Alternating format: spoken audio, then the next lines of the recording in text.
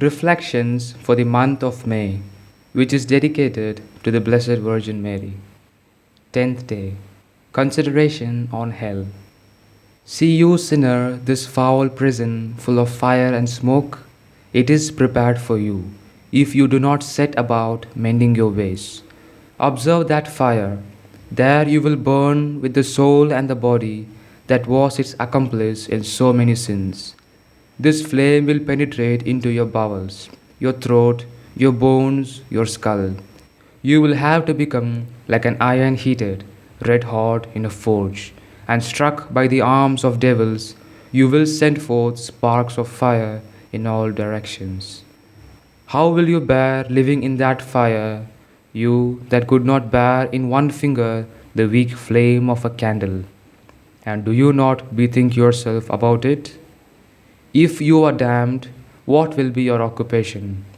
It will be to think that you could have saved yourself with so little and would not. To call to mind such and such a sermon, or exercises, or book, or inspiration with which God called you, and you did not hearken. To observe so many and so many of your own condition, your own age, your own powers, your own school, your own congregation saved, and yourself damned. And after this to howl, to be in despair, to curse yourself, your guardian angel, your patron saints, Jesus your brother, and Mary your mother. Oh, what a life, what an occupation is that in hell! And if you fall into that flame, how long think you will be there? 100 years? More. 1,000 years? More. 1,000,000 years? More. 1,000,000,000,000 years? More. Million and millions of years? More and still more. But how long? While God is God, forever, for all eternity. And in that all time, will there be a moment's truce? Never. Shall we never be able to move so much as a finger? Never. Shall we never be able to shut an eye for a quarter of an hour? Never. Shall we never obtain so much as one drop of water? Never, never. O fire, O hell, O eternity. Example. If you wish to be saved, pray often to Mary to make you understand the nature of hell.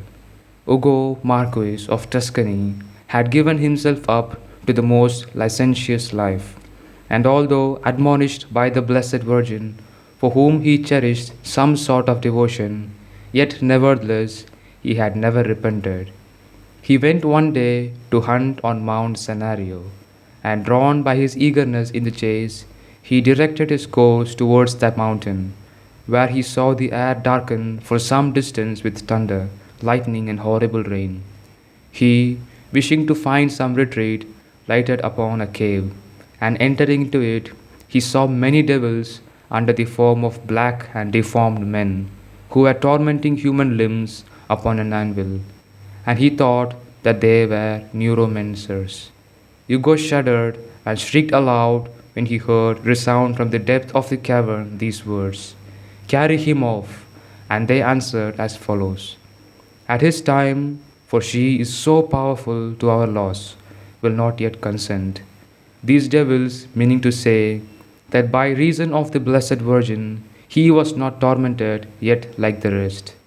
At these words, the Marquis remained more terrified than ever, and turning himself to the Mother of Holy Fear, he requested her assistance, made the sign of the cross, and the devils dispersed. Going from the cave, he found, not far off, the hovel of a hermit named Eugenius, where he passed that night in spiritual discourses. The morning after, he went to find the Bishop of Florence, Eustachius by name, and told him how much the Blessed Virgin has assisted him, commenced a new life, did penance publicly, and confessing his sins, said again and again, with many tears, Hugo will not be Hugo any more. He founded 7 monasteries and endowed them with such munificence, and lived in truth such a son of Mary that he was deservedly styled the most excellent Prince. Act of homage. When in church, collect yourself and keep on ruminating in thought as follows. If I had to remain in church here upon my knees for all eternity, how I should despair. Ah, in hell, yes, in hell. Ejaculation. O Mary, let no child of thine in hell's eternal exile pine. Amen.